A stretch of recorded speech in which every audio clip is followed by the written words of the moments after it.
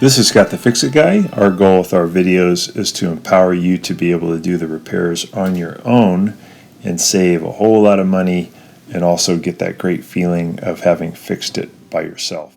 Caution: when working with a microwave, make sure you stay clear of the capacitor. And the capacitor looks like this. Just make sure you don't touch it or touch the wires that connect to it because it holds a very dangerous charge. Today we have an LG microwave that when you press start, the light comes on, but there's no heating and the turntable doesn't turn. So I'm suspecting it's a door switch.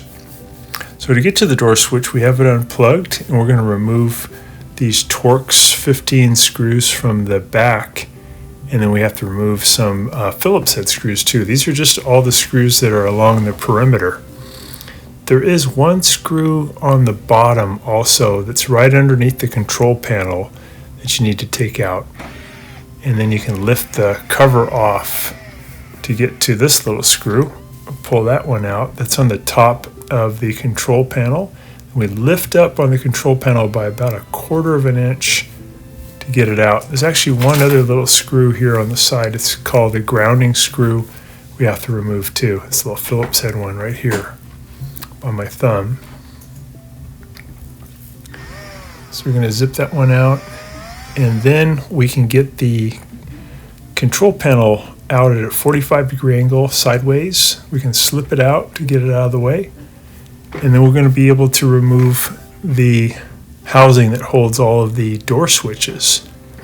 We took out 2 Phillips head screws that were holding that, and one little Phillips head screw at the top of this white light chamber. We had to take that out too, and then the whole thing comes off to the side.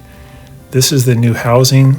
I'll put a part number below in the description, and this comes with all the door switches, so it's pretty cheap, about 25 bucks.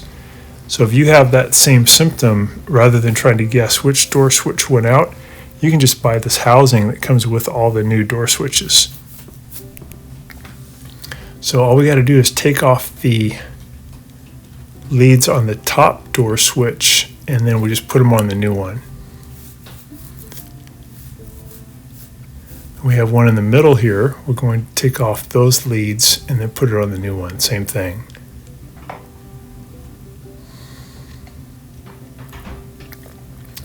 Want to be really careful when we're working in here not to get close to the capacitor, because it can hold a really heavy amount of voltage and amperage that can really mess you up or even kill you. So we have to be very careful when we're working in this area not to get near a capacitor, which is located in the back area down low. So we're doing the same idea with the bottom door switch. We're pulling off the old one and then putting the leads on the new one.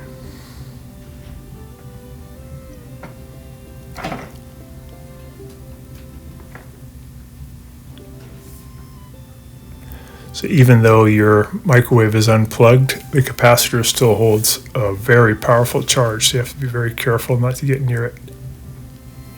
So we're putting the leads onto the bottom switch, and that should solve the problem. So we just have to now reassemble everything. Putting these Phillips head screws back in that hold the housing in position. And there's one at the top of the white light chamber you have to put back in. This is the control, slips in, the little arm slips into this hole here, 45 degrees. And you gotta get the grounding strap in there. And then there's a little strap underneath. You have to make sure that goes underneath the microwave, and you're going to let it drop down slightly, and then we're going to add this one screw on the side for the grounding strap.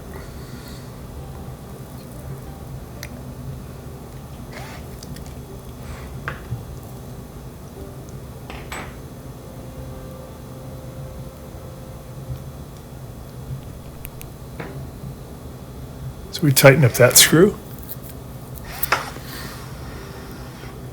There we go. Make sure the arm works good. Make sure the door lock works, and that it will release really well. All right, we're going to put this back on for the thermistor, this little connector for the light that goes to the light bulb. And the thing I just put my hand on, that is a high limit. We're going to test it for continuity. You should hear a beep. If you don't hear a beep, then you'd have to replace that. If that goes out, usually it's just going to kill power for the whole thing. And there's also a fuse located at the back, a little white fuse that you can check too. That would also kill all the power.